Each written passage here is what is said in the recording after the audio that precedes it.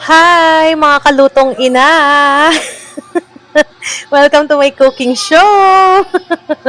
So, for today's video, tuturuan ko kayo kung paano magluto ng dinuguan.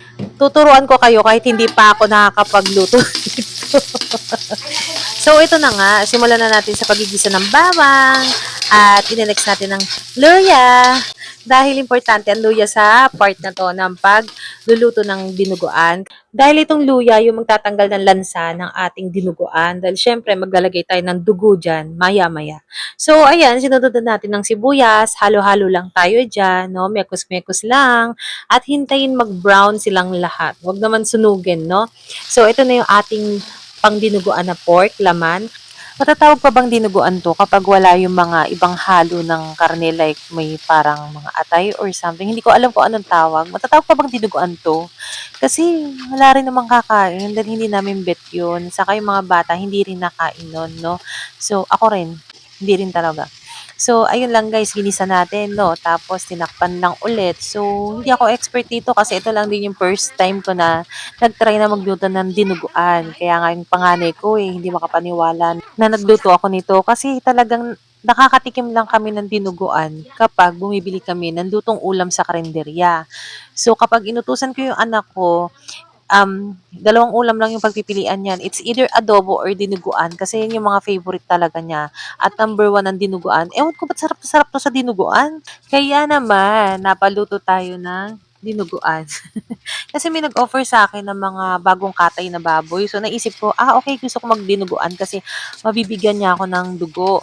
So, ayun na nga nagluto na tayo ng dinuguan. So, nakita niyo ba yung mga pinilalagay ko? Naglagay lang naman ako ng paminta, ng patis, at tapos, ayan, drinay ko lang din yung sabaw. Tapos, alam ko may nilagay na akong konting sabaw dito ng tubig. Tapos, naglagay ulit ako ng patis, naglagay ako ng suka, tapos, based dun sa napanood kong video, wag daw haluin. Sabi ni mother nanay, wag daw haluin. Para hindi daw masyadong maasim. Ganun Basta para mawala daw ng konti yung asim. Yun yung pagkakaintindi ko doon. Kaya after malagyan ng tubig ulit, ayan, hindi ko siya hinalo. So, palilipasin lang natin ilang minuto. Let it simmer. Simmer. English yun, te. Di mo kinaya yun, te.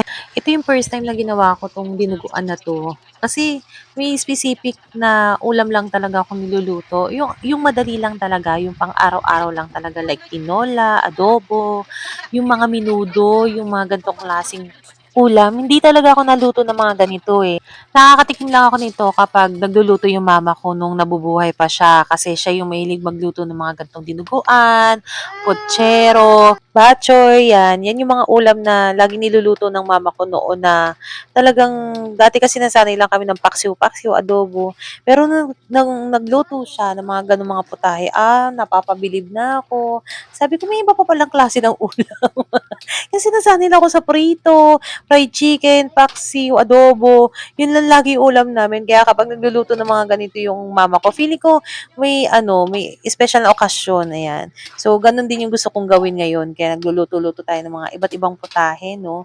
So, para yung mga anak ko, paglaki naman nila, pamilyar sila sa mga ganitong klaseng lutuin or ulam. So, ayan na guys. Nailagay na pala natin yung dugo, kakadaldal natin, no? So, nalagay na natin, tapos pinalapot lang natin. Sabi ko pa nung una, bakit konti yung dugong binigay sa akin ng tindero? Sabi ko, parang kulang. Yung pala, sakto lang siya para sa 1 kilong baboy na in-order ko para sa dinuguan. Saktong-sakto lang siya kasi ang ganda ng consistency. Hindi siya parang champurado sa lapot, hindi rin siya malabnaw. Kumbaga, okay na okay, saktong-sakto yung kanyang lapot. Like this. Oh, did you see that? So, ayan na yung mapagmamalaki kong dinuguan. Luto ni Inday Flor for the first time. I've been cooking dinuguan. Sa pagtimpla guys, kayo nang bahala kung ano yung mga measurements ha. Basta pinakita ko lang kung paano siya gawin yung pagproseso. Kasi madali lang pala siya. Nagsisisi nga ako bakit ngayon ko lang to ginawa at pinatikim sa aking pamilya. Alam nyo ba, habang nagtitake ako ng video na to, yung bunso ko, sabi niya, Ma, what happened? Siguro kasi hirap na hirap ako kung paano ko kukuha na ng magandang shot yung aking dinuguan.